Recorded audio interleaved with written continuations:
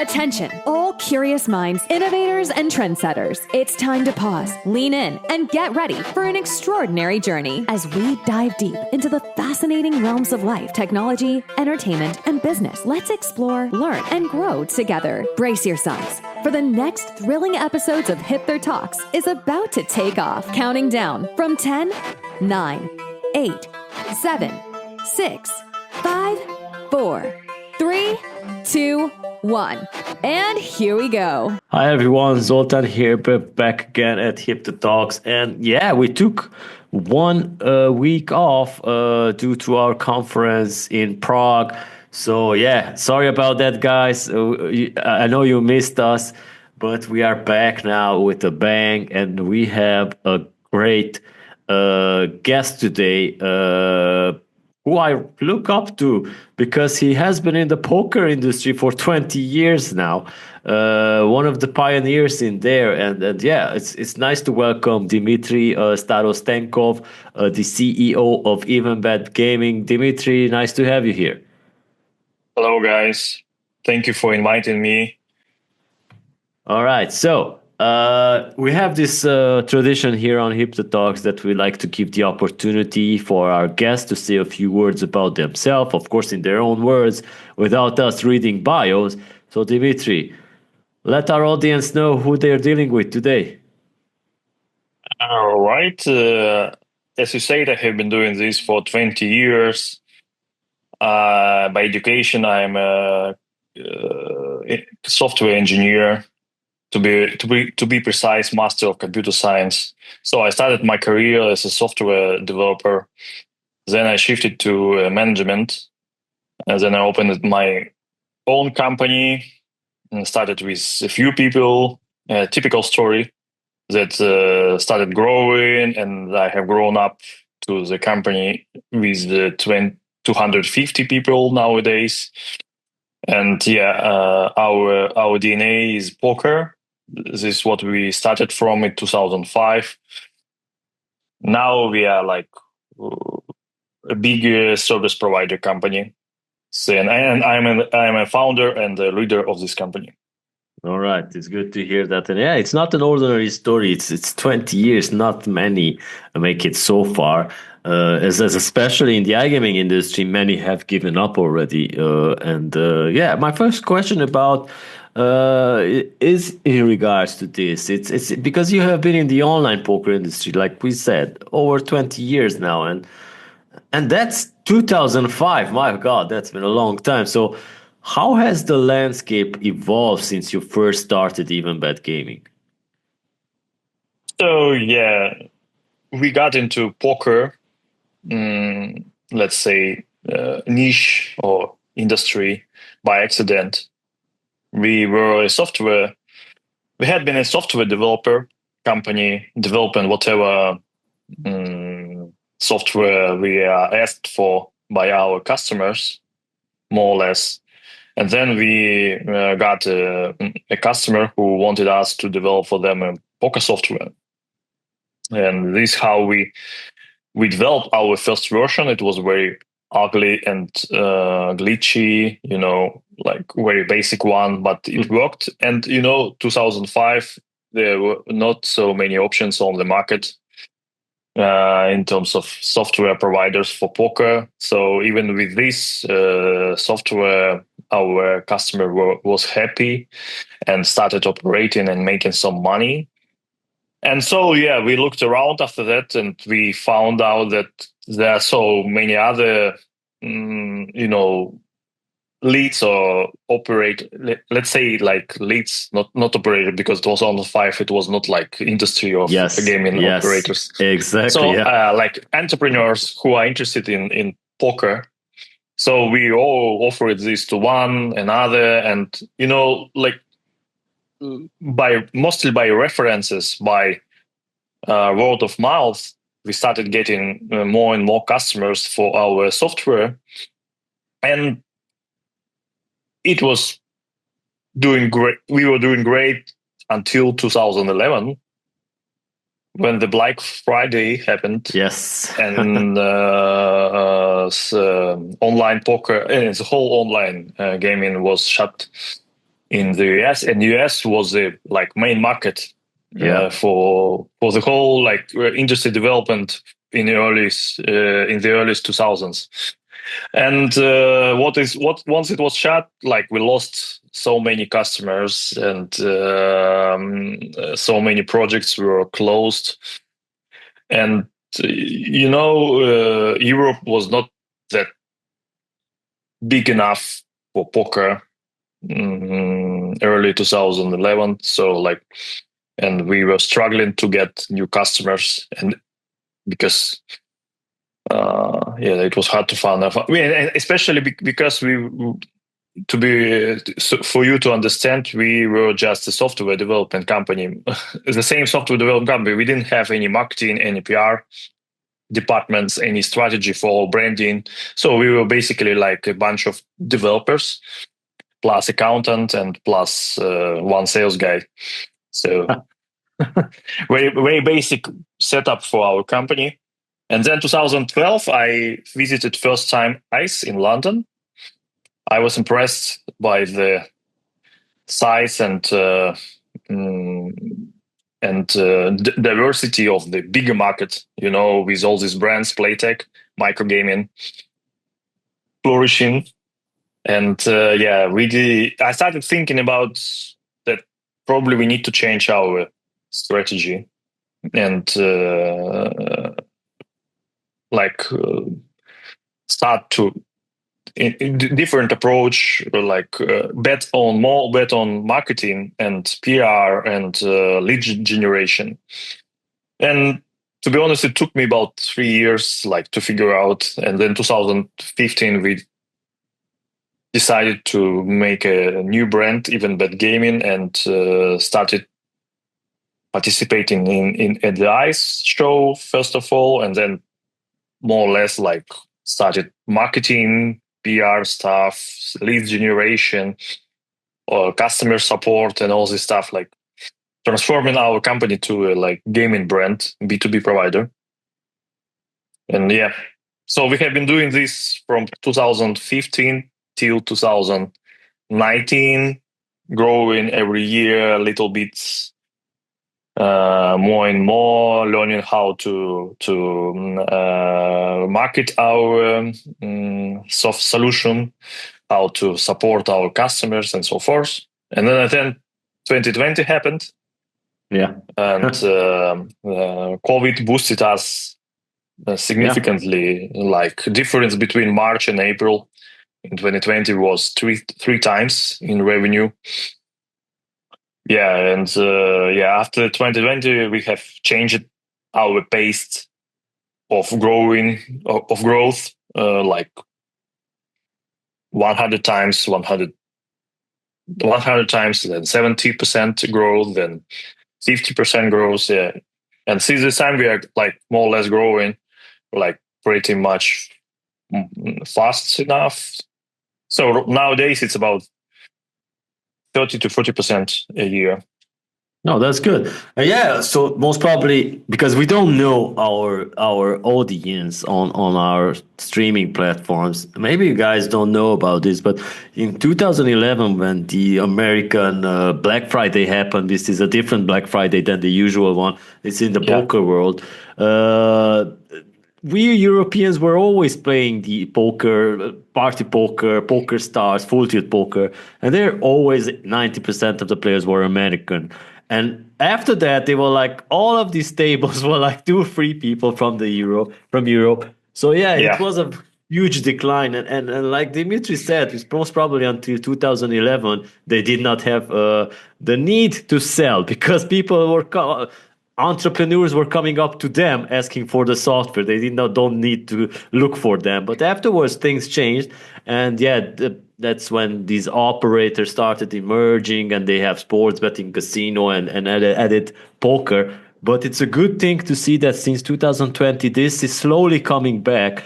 We are also reporting on many news about the poker tournaments coming back, the VSOP and so on. These were missed, and it's good to see that this is coming back. So my question would be about what do you see as the biggest milestones that have shaped online poker in the past decade? To be honest, I would give credits to our colleagues by All right. industry, GG Poker. Okay. Yeah. I believe, 2016 when I met them, they were not very well known. They were only known. I met them in Manila, and they were not well known to outside of like Asian part of Yes. yeah. And and we discussed about poker operations, and then they started growing in Europe, in other parts of the world, and I think they played a significant role on like re- returning back interest Yes. Bringing for back. poker. Yeah, bringing back interest for poker to the gaming world. I think it's because all other brands, like Party Poker 888, they are still doing a great job for in their platforms, but it can be compared with GG. How role of GG played in promoting of poker. Yeah. Definitely And it was. WSOP. Yes, that's true. I remember that they were at our conference, GG Poker, in 2019. I was thinking, man, guys, poker has died. And yeah, it's nice to see them again, like growing and everything. And yeah, I now remember that, this company, Skrill. Back then it was called Money Bookers. Oh my God. Money bookers, exactly. Yeah. Jesus. And then poker was like a I don't know, like main but significant part of the revenue stream and traffic were poker players. Man, those were the days. I remember those free rolls and everything. Wow. And interesting again that maybe because the gaming industry is going bigger and bigger in terms of geography and size in general. Now we are seeing almost similar events happening like it happened early 2000s, like more and more poker brands opening on the markets, targeting different regions, different audience, crypto poker, a lot of crypto projects connected with poker as a main community clue. And many interesting projects are opening nowadays because I believe that again, big interest for poker. All right, so I will be honest with you. I'm not following the poker world that much. We know about tournaments and everything. We report them, but I remember back in the days there were these ambassadors at Full Tilt and everything. So I'm now curious about what are the key market trends that are currently driving online poker's growth. To be honest, more or less are the same as you mentioned. So what is great about poker comparing to other verticals is first it's the only gambling vertical that is skill based, really skill based. I mean, it's not gambling; it's skill based. Still skill based, and this is the biggest advantage and weakness of poker, I would say. But let's speak from the advantage side, since it's skill based, people like my friend precisely said, poker is the only gambling entertainment where people are proud of playing poker. You rarely meet a guy who is proud that he's playing slots every day. Mostly people, they admit it as a weakness. Yes, that they play online gambling. They don't speak loud about that. Sports betting, it's a bit like, let's say, better. Some people they speak about it openly, but for poker, nobody like considers Not speaking poker. about it. Yeah, I mean, like it's something bad. They proud they play poker. They proud that they win and get some traction. They go to tournaments and get some. Why I'm talking about this? I mean that because of this, poker is the only gambling discipline that can build marketing around communities, ambassadors, some figures which can be which prominent.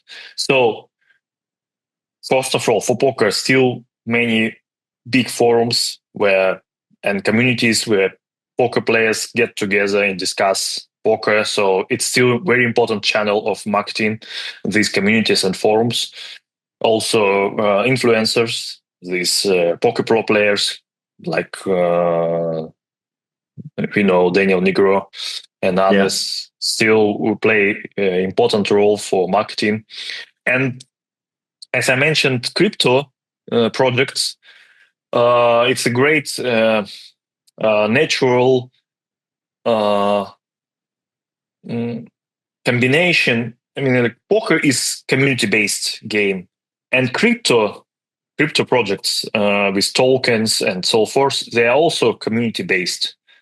So it's very natural, like a fusion between poker and crypto. So there are so many projects nowadays, crypto-based, where you play poker, you also get some token from this community, and by playing poker, you get more tokens, or or value of your token is increasing.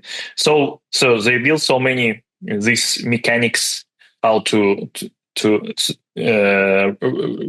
make it precious for players.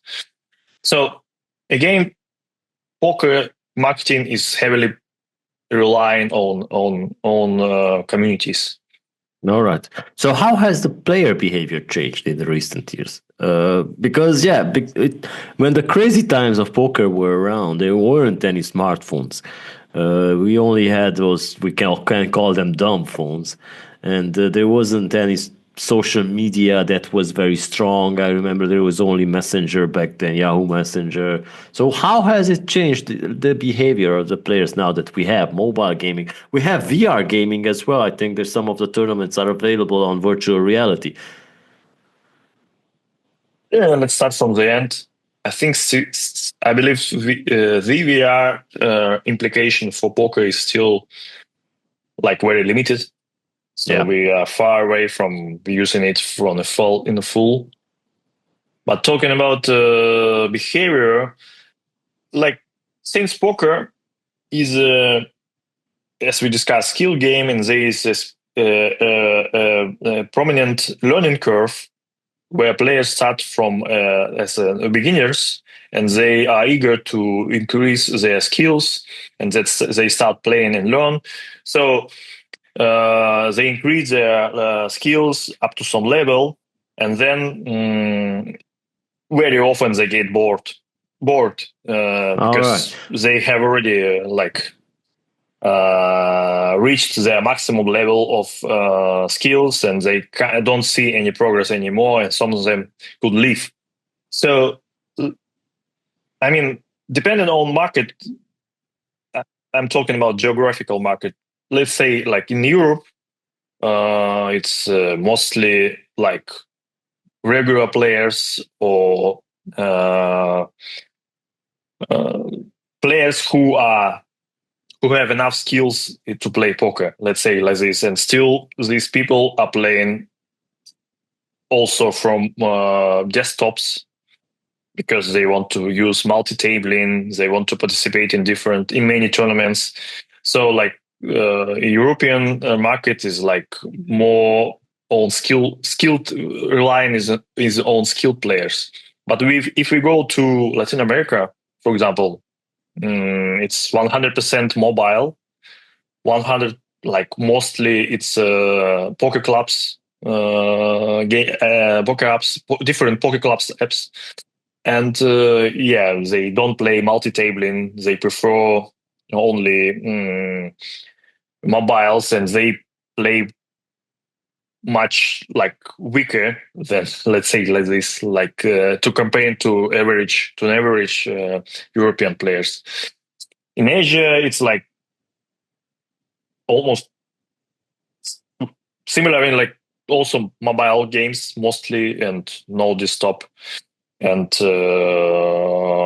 players don't like to play like long sessions. They prefer hit and run game style.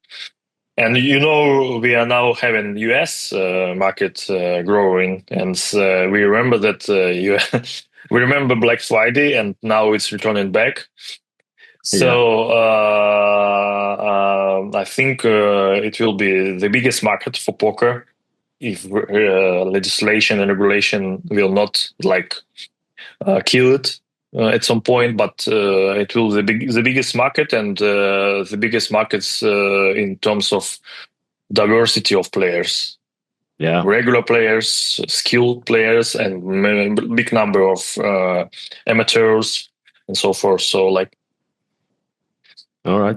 So let's also talk about, because we now already mentioned about 10 times the Black Friday thing. Let's talk about regulation, because I'm interested about what role does regulation play in shaping the online poker market, and how do operators navigate these challenges? Oh, okay. So as you know, for example, let's talk about difference in regulation of poker comparing to other verticals. So number one difference is like whether national regulation allows shared liquidity with other countries, or is it geofencing? Sometimes, in case of United States, it's even given geofencing by each state.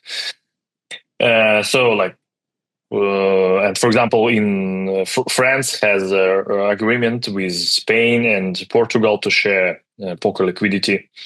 So this kind of difference for regulation for poker, and also in many countries, interesting. Poker is, as we mentioned, since it's a skill-based game, is not considered as a gambling and is not regulated, and probably consider it as a game of skill or even sport. For example, in Brazil, sports betting is regulated, but poker is still unregulated, but still allowed to play in Brazil and considered as a sport. And they are not problem to operate in Brazil. And India, it's a game of skill. There are certain rules how to operate poker, but no regulation, and it's allowed in most of the states of India. And there are some in sweepstakes, it's growing in the US, and I think poker will also benefit from these growth as well. And finally, regulations in the States and Canada. Also, if the states agree about liquidity sharing for poker, and seems like they would agree about this and they will share liquidity, the market will be booming for poker in the US and Canada because of the wider and better regulation. All right. So let's also talk about the demographic, the age of the players. Has this changed? Is poker becoming more appealing for younger players, or is the core audience still the same? I think that mostly millennials, or maybe something like over that. Definitely younger players are coming to poker. All right, that's good to know. In typical onboarding process happens through social poker, like Zynga or or Pokerists. So they start with the social poker or social sweepstakes poker, and then once they feel that they are confident that they can win something, they start trying playing real money. Yeah, and because of this influx and because of Asian influence, you can see in poker that like the whole UI UX is changing. These throwing objects in poker, emojis, achievements, animation, and all this stuff. They all are targeting this younger audience and their habits more for like gaming experience rather than just sitting and playing for real money. So, if you compare poker stars, let's say like this 2005, I mean like early 2000s, and poker nowadays, like it 20 different thing. Yeah, let's say 15 years ago it was like strictly people here are only to play poker and like win money. They don't want to see any distractions, you don't need animations, you don't need all this fun stuff. They are serious guys. Very focused on winning money. Nowadays, like it has drastically changed. People here in poker just to have fun. Big part of people playing poker, they play just to have fun, to send these bombs to each other. And interact, making smiles and so forth. So since poker is still skill-based games, we discuss, I think it's attracting younger generation because they want to try their skills. In any other game. Okay. Like Counter-Strike. Yeah, exactly. Yeah. So let's also talk about AI and blockchain, because you mentioned that blockchain with the tokenization it's also part of the game now. But what about artificial intelligence and real-time analytics? Because this has been a key trend, and I talked about it many times that AI is changing the way. Helping operators in terms of UX and changing the way of interaction. So how does technology reshape the online poker world? First of all, online poker world is the first vertical that is suffering from AI. Because AI bots appeared in online poker a long time ago. Let's say like maybe almost 10 years, maybe less. Okay, let's say 5 years already. Like there are groups which develop AI bots to play against real players and win money from them. And naturally, because of this, they are the AI tools on operator side to identify these artificial players and get rid of them from poker rooms. And after that, I believe AI is changing the whole because AI bots and they show us one of the biggest challenges of online poker is when there is a big gap between novice players and seasoned players, and when they sit on the same table, beginners, they quickly lose all their money to skilled players, and their lifetime is very short. So what all the operators are trying to do is how to make sure that these beginners, they would not be killed instantly once they join tables. So AI also helping here with profiling mechanism. So when poker rooms quickly identify profile of a player, whether it's a beginner, whether it's a like medium range player or highly skilled professional, and depending on this, they're making matchmaking between players. So to be sure that beginners play with beginners and high professionals play with high professionals. So this is how AI is employed for online poker rooms. So like, let's say everything that is around poker ecology. Maybe you know this term ecology. Yes. It means exactly like this when we make sure that fish is not eaten by sharks quickly. So like everything around poker ecology is nowadays is AI driven. AI helps to build these tools to improve the ecology. All right. So you almost replied my next question. Is because I was going to ask you about security and fairness. So anything to add to that? How do you guys orchestrate this, addressing these challenges of security and fairness? So basically, you replied it, but maybe you want to add something else to it. Yeah, let's say like plus game integrity teams, professional game integrity teams. They are humans.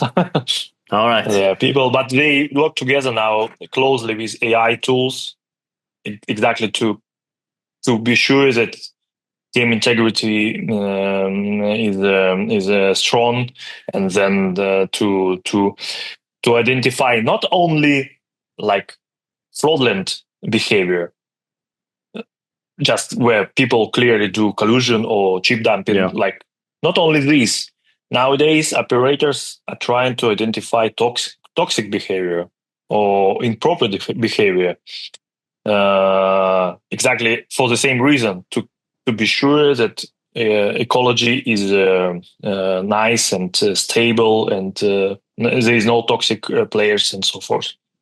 All right. So let's stick to the innovation part. What innovations do you think that will define the future of online poker in the next, let's say, 5 to 10 years? I know that AI is playing a huge part of it, but are there any other innovations that come to mind? Oh, I believe, for example, not VR, but augmented reality, AR, Okay. with all these wearable devices. So it will extend online sessions of users, including online sessions for online gaming and including poker. So I believe with better augmented reality devices, players will be able to play more hours in poker, doing some other stuff. So it will increase sessions time. Okay. And in general. Next, I believe that poker will definitely evolve into some other games, let's say like this. I mean, like the core will be maybe the same, but all these new features like bomb pods, mystery bounty, Cucurucha in Brazil, they show that operators are trying to increase for players which are recreational. Operators are trying to increase this level of chance, level of uncertainty, like to make it less predictable what you win at the end. So I believe that like keeping the core the same, the operators will build around different features and small stuff that will increase gamification and all this gameplay interests. All right. So let's also talk about your project. Anything that's on the future and in the horizon. So, are there any expected projects from EvenBet Gaming or expansions that you can tell us of? Yeah, what this year at least, what we are heavily pushing to the market is that maybe as you know, there's let's say open lobby Okay. poker rooms like Party Poker, Poker Stars, and other operators, and many clubs poker apps like PP Poker, Poker Bros, X Poker. There are many where players create clubs and play in the private environment with their friends, and club owners they run home games. And these are completely like say different worlds. Players play in open lobby and players play in clubs projects, but mostly they have both on their phones and they play it separately. We have introduced a new feature when open lobby operators can integrate poker clubs into their operation, and so clubs owners can create clubs inside open lobby projects, and then players will have seamless experience. So not leaving applications, they can play at the same time on the open on the network tables and private tables. And I believe that this approach will change the landscape of online poker. I believe that it will help operators to attract more players into their operation. All right. So yeah, back in the days when you had logged into a gambling website, you had a sports betting, poker, casino, then later live betting and bingo. Now it's sports betting, casino, bingo, and esports, and maybe poker, right? So Yeah. So if you were meeting one of these operators somewhere at the conference, and they don't have poker on their websites, what's your top piece of advice you could give them? Usually we talk about that poker could help them to lower acquisition costs.